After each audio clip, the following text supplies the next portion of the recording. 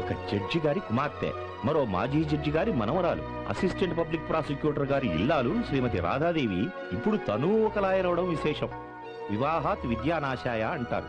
కానీ ఈ శ్రీమతి గారు పెళ్ళైన ఏడాది తర్వాత లా పూర్తి చేసి స్టేట్ ఫస్ట్ ర్యాంక్ రా.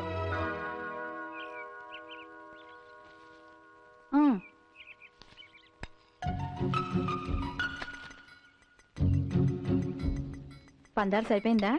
ఏమండో నాకు తెలియక అడుగుతాను, పంచదార చాలకపోతే ఇప్పుడు వెళ్ళి తెచ్చేస్తారా? ఈలో కాఫీ చల్లారిపోదు? మీ తెలివి తెల్లారినట్టే ఉంది. కాఫీతో పాటు కప్పులో పంచదార తేవాలని బుద్ధి ఉండొద్దు. పేపర్ ఇక్కడే మర్చిపోయారు, తీసుకెళ్ళి ఆడవండి. అన్నట్టు ఈ పూట కూర ఏం చేయించమంటారు? వంకాయ, మటను, క్యాబేజ్ ఉన్నాయి. ఏదోటి ఆడవండి. ఎంతసేపు వంటలు వార్పులే గాని ఓ పేపర్ చూడటం, వార్తలు వినటం అబ్బెబ్బెబ్బెబ్బే. నాకెందుకండి వార్తలు? ఉద్యోగాల ఊళ్ళేలా? జడ్జి గారి పెళ్ళాం పేపర్ చూడదంటే మీకు కాదండి, నాకు సిగ్గుచేటు. పేపర్ తీసుకెళ్ళండి. ఎందుకండి అంత పట్టుదలగా పేపర్ చదవమంటున్నారు? ఇందులో కొత్త రకం పిండి వంటలు, పచ్చళ్ళ గురించి ఏమైనా రాశారా ఏమిటి?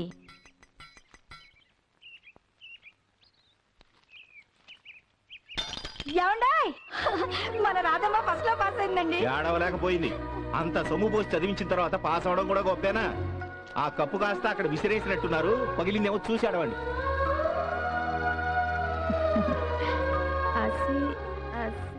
అసిస్టెంట్ పబ్లిక్ ప్రాసిక్యూటర్ గారి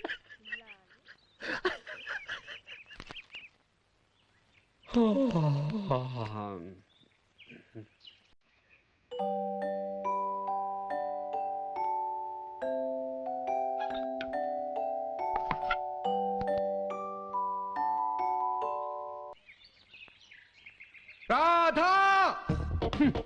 టెస్ట్ వాడాక ట్యూబ్ కి మూత పెట్టాలని 33 కోట్ల సార్లు చెప్పాను, నువ్వు వినలేదు.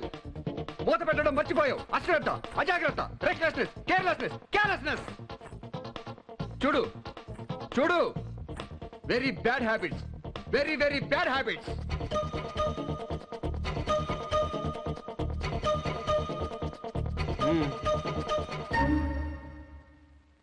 ఇదంతా ఎందువలన? నువ్వు మూత పెట్టనందువలన. క్యాబ్రాసి తెలిసిందా?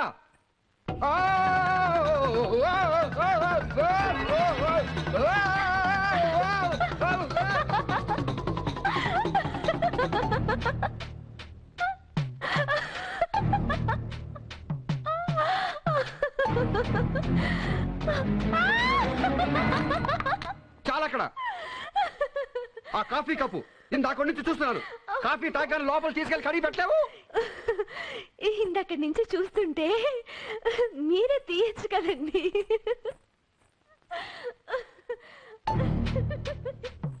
ఇదిగో నేల మీద ఆ కుర్చీళ్ళు చూడు, చీర సరిగ్గా సర్దుకోలేవు. అసహ్యంగా. గోపాలం, నువ్వే కుర్చీళ్లు సర్దొచ్చు కదా, సరసంగా ఉంటుంది. కూరలు తరగచ్చు కదా, సాయంగా ఉంటుంది. బొట్టు కాటుగా దిద్దొచ్చు కదా, శృంగారంగా ఉంటుంది. సారీ నాకు కాదు, ఆవిడికి చెప్పు, చేసి చూపించు.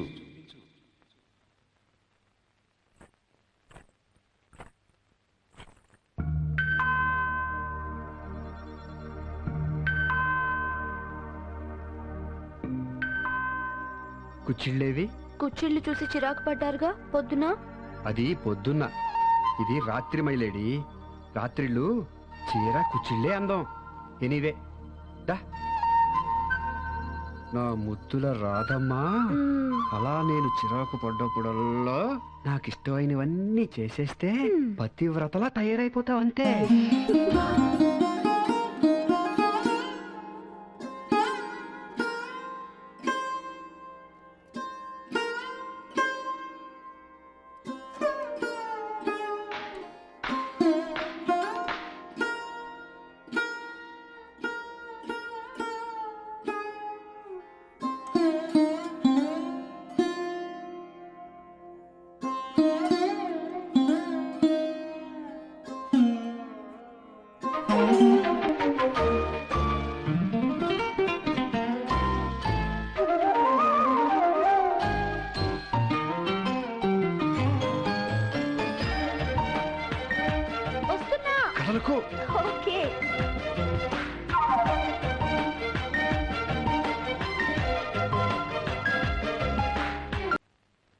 బామ్మగారు బామ్మగారు ఇవాళ నా ఫస్ట్ కేసు కోర్టుకి వెళ్తున్నాను. అలాగా జయం శుభం దేవుడికి దండం పెట్టుకున్నావా? ఇదేంటే నాకు కాదే తల్లి, దేవుడికి. నాకు దేవుడు మీరే. నా తల్లి, నా బంగారు తల్లి.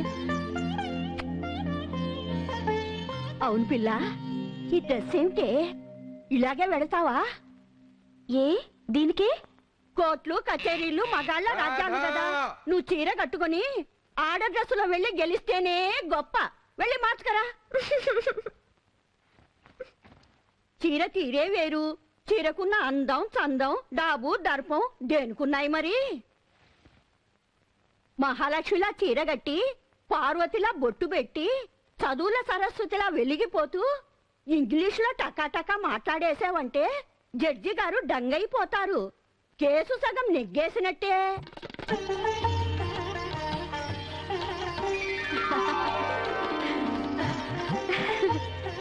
అద్గది జయలక్ష్మిలా ఉన్నావు నా తల్లి. వస్తా వెళుస్తానండి.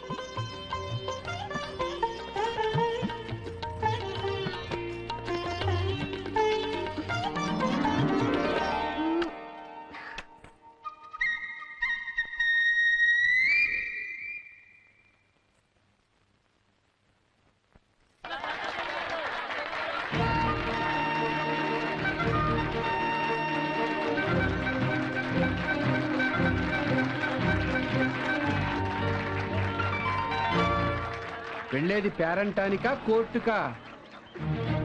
బామ్మగారు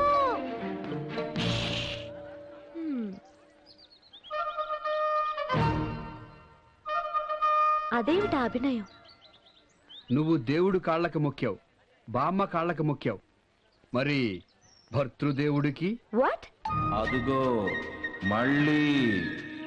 వద్దు వద్దు వద్దు, మొగుడి కాళ్ళకి మొక్కక్కర్లేదు. మొక్కితే అది నాకు ఇన్సల్ట్. ఎందుకంటే ఆలు మగలు సమానం కదా. కదా.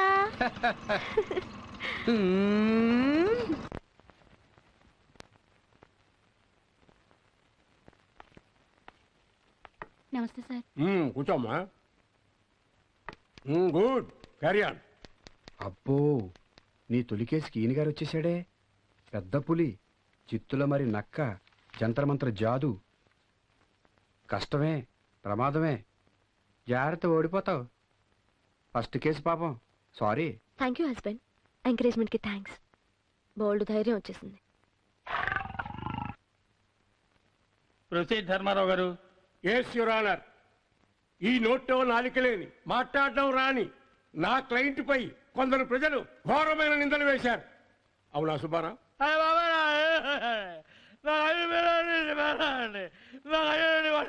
పాయింట్కి రండి స్వామి.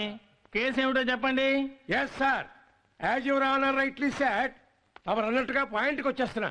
ఈ ముద్దాయి ఒక స్మాల్ స్కేల్ ఇండస్ట్రీలో క్యాష్ కీపర్. జీతభత్యాలు బట్వాడా చేయడం ఇతని పని. 10 రోజుల నాడు బ్యాంకుకి వెళ్లి కంపెనీ జీతాలను ఖాతాదారుల వడ్డీల కోసమును 3 లక్షల రూపాయలు డ్రా చేశాడు.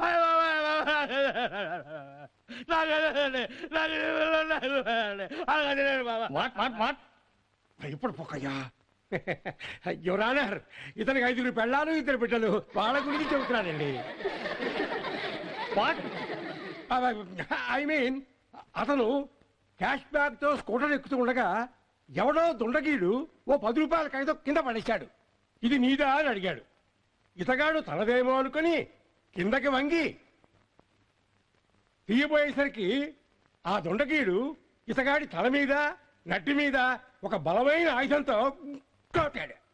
సుబ్బారావు నేల కూలిపోయాడు. ఆ దొంగ ఆ సంచి పట్టుకుని పారిపోయాడు.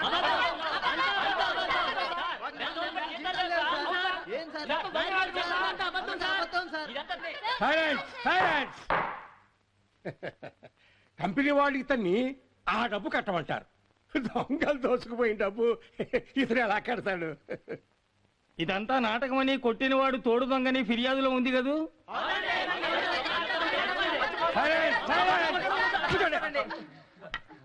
కిట్టని వాళ్ళు, ఇతని ఉద్యోగం కోసం ఆశపడే వాళ్ళు ఈ పని చేశారు.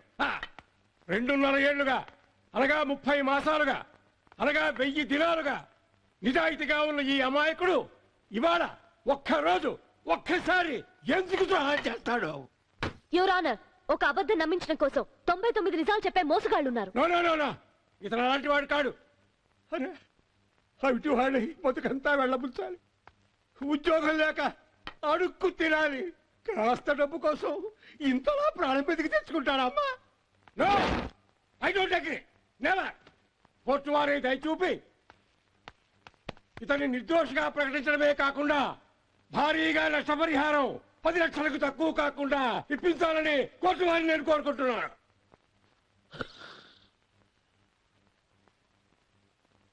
సుబ్బారావు గారు,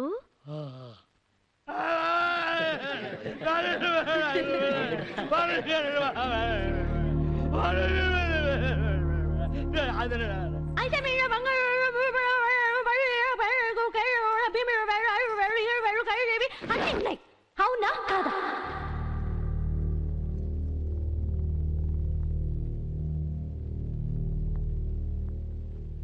చెప్పండి. అబ్బా, ఒక్క ముక్క కూడా నాకు అర్థం కాలేదు. ఆ మాట తేట పడిందే.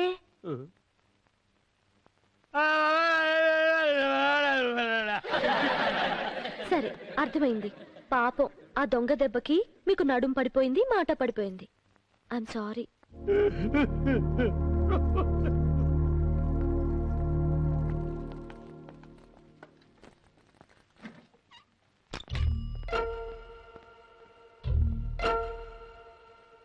సుబ్బారావు గారు, మీరు 3 లక్షల రూపాయల బ్యాగ్ తో వచ్చినప్పుడు స్కూటర్ ఎక్కబోతుంటే ఏం జరిగిందో, దొంగ ఎలా ఎరవేశాడో, మీరు ఎలా వంగారో, వాడు ఎలా దెబ్బ కొట్టాడో అంతా జరిగింది ఒకసారి చూపించండి. నేనే దొంగ అనుకుందాం. 10 రూపాయల నోటు.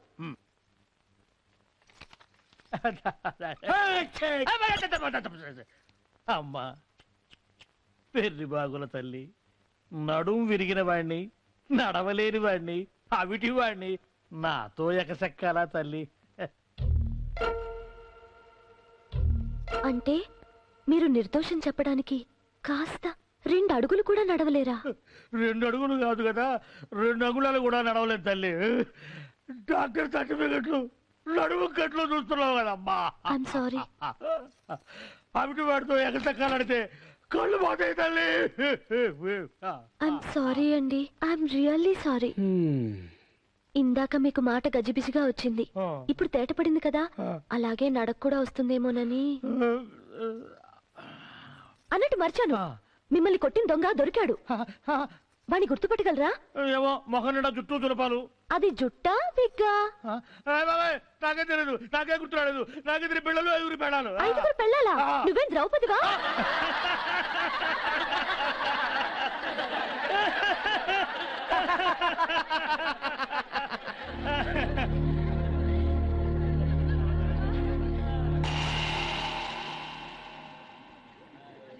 అయ్యా నేనెవరు?